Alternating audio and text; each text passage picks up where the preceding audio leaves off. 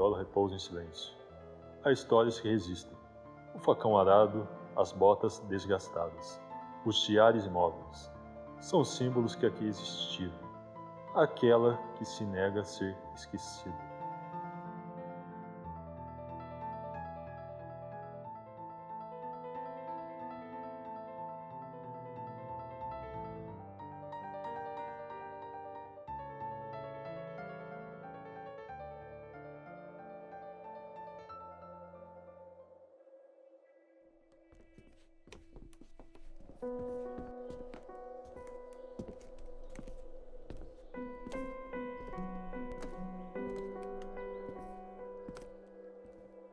Vai pecando, não só em Poços de Caldas, de esquecer de pessoas que foram ou são importantes, e assim são dezenas de outras pessoas que fazem parte da história, mas que a história oficial só deu destaque àqueles nomes que eram de elite, aqueles nomes que eram das famílias mais importantes, se esquecendo de que muitas pessoas trabalharam para que a gente tenha uma cidade como a gente tem hoje.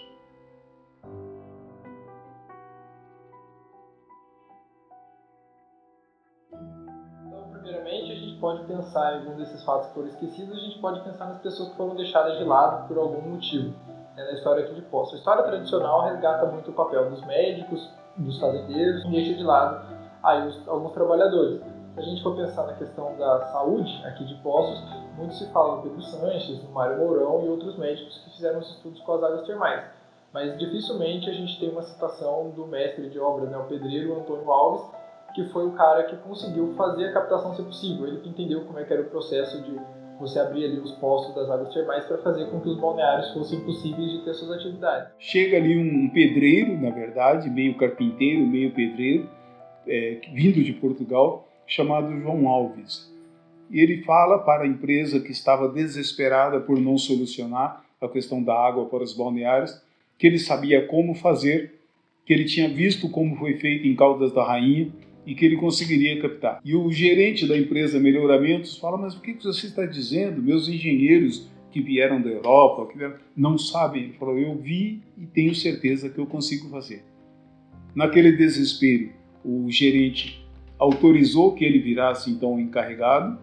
Ele consegue repetir o mecanismo, a estrutura que foi criada em Portugal e consegue resolver a captação das águas, estrutura que funciona até hoje para os balneários e termas de Poços de Caldas. Outra questão que a gente pode trazer é da população negra aqui de Poços, que tem um papel importante, mas que muitas vezes são esquecidos. Por exemplo, aqui muito a gente fala do futebol em Poços, o time de futebol caldense, só surgiu porque em 1904 o Paulino de Souza, que era um médico negro, trouxe aqui para Poços uma bola de futebol, a primeira, então dando esse início da atividade futebolística na cidade, mas pouco se fala dele. E o Paulino de Souza não é importante só para Poços. Foi o primeiro jogador negro do Botafogo, foi o primeiro jogador a ganhar um campeonato estadual, negro a ganhar um campeonato estadual pelo Botafogo, e depois ele traz a bola, ele cria um time, juntamente já com outras pessoas, Caldense Futebol Clube, todos o nome em inglês, e é este Caldense Futebol Clube que mais tarde vai dar origem à Associação Atlética Caldense. A gente tem na questão da educação, o mestre Sá teve a primeira escola de Poços, e a gente não tem nenhuma escola no município com o nome dele, que poderia ser uma homenagem bacana, mas pouco se fala. A gente pode pensar também nas mulheres, que foram deixadas de lado, até mesmo dentro da elite, que muitas vezes elas não são lembradas, como a Matilde Carvalho Dias, que tem várias obras publicadas, também que pouca gente lembra, quando eu falo dos livros de Poços, pouco se menciona sobre ela. Determinados preconceitos, de determinadas coisas até culturais, mas que neutralizavam nomes de pessoas, mesmo pessoas da elite. A gente fala do Coronel Agostinho, mas não fala da esposa, que era uma literata, uma pianista, que declamava, que promovia grandes eventos. A gente quase não fala, por exemplo, de Matilde Carvalho Dias, que era uma literata, uma poetisa extraordinária, deixou livros interessantes. Agora, quando isso ocorre nas elites, imagine então o que acontece com as pessoas populares da cidade.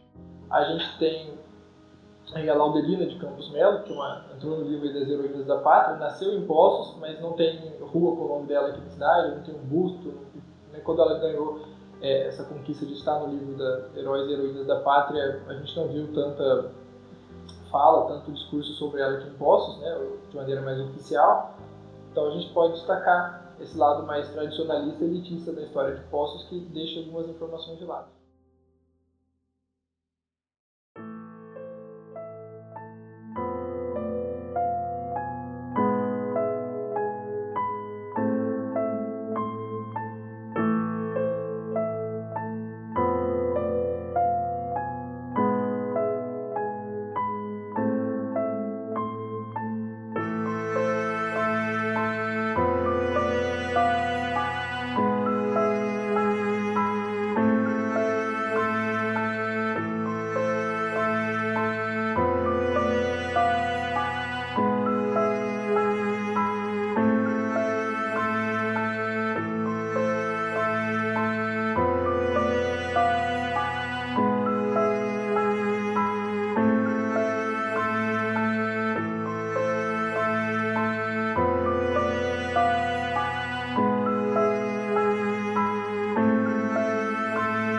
A escravidão, né, como a gente sabe, ela foi uma situação bem complicada aqui no Brasil, né? O país passou aproximadamente um pouco mais de 3 séculos vivendo sob o regime de trabalho escravo.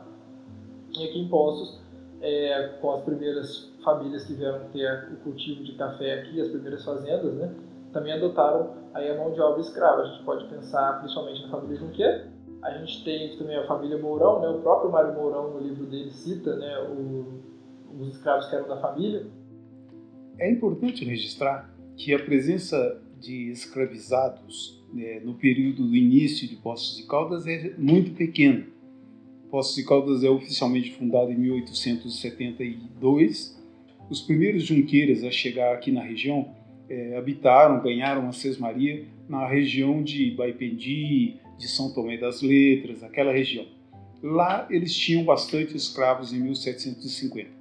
Houve uma rebelião em 1832, parecida com aquela Noite dos Cristais, onde escravizados resolveram fazer um quebra-quebra e tal. Só que aqui em Minas Gerais, essa rebelião, que é pouco contada, mesmo pela história oficial, que teve início com a participação dos escravos, mataram algumas pessoas, inclusive da própria família Junqueira, e depois, quando chegavam para dominar outras regiões, outras fazendas, alguns escravos já tinham entregue, contado, traído o grupo que tentava fazer a rebelião com medo de repressão.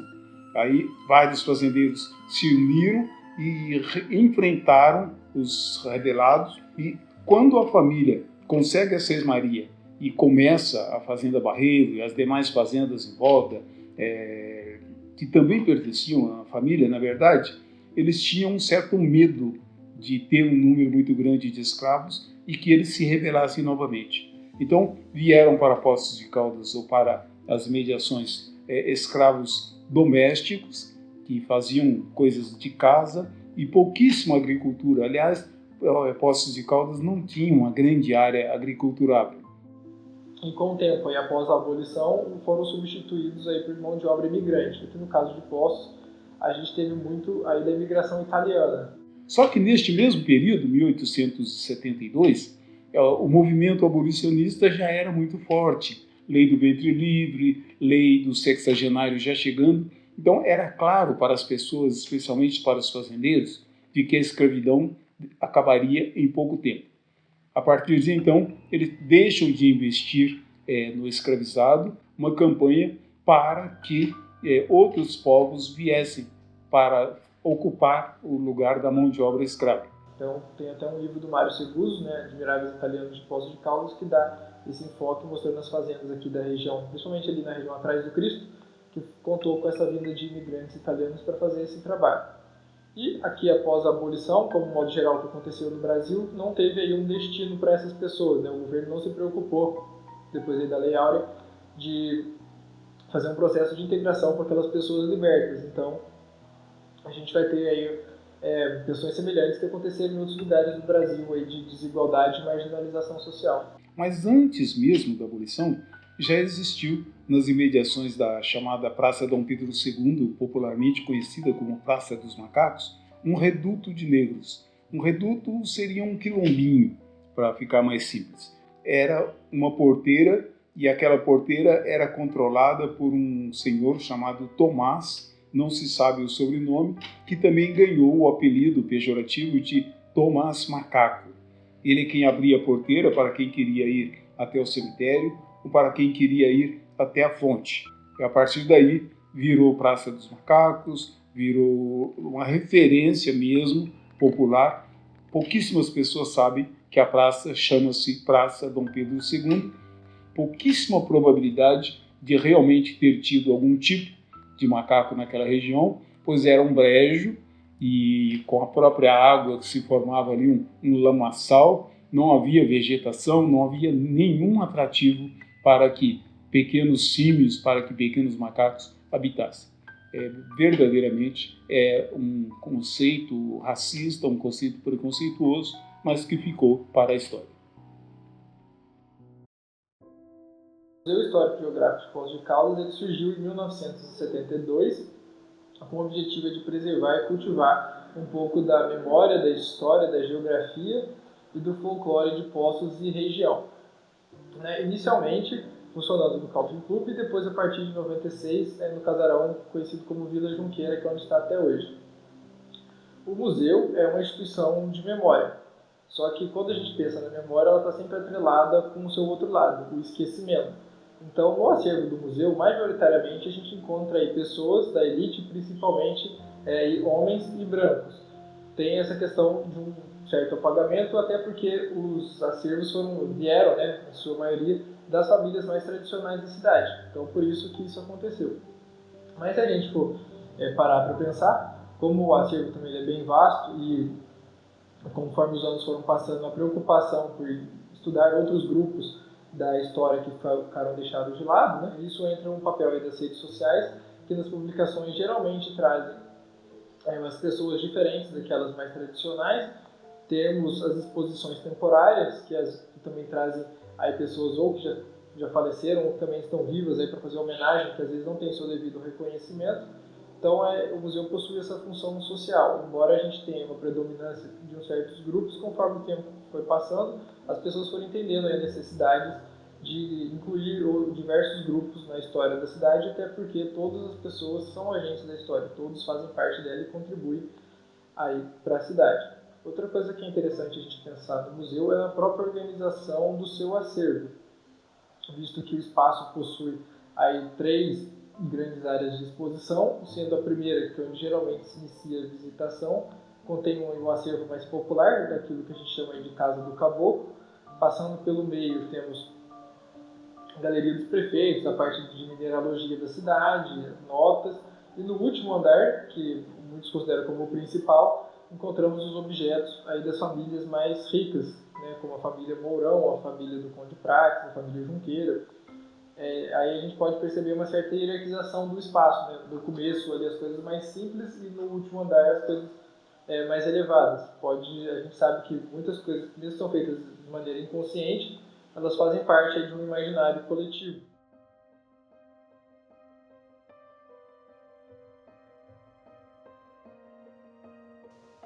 Essas prateleiras, altas e imponentes, guardam o passado, mas também escondem as histórias de dor e resistência.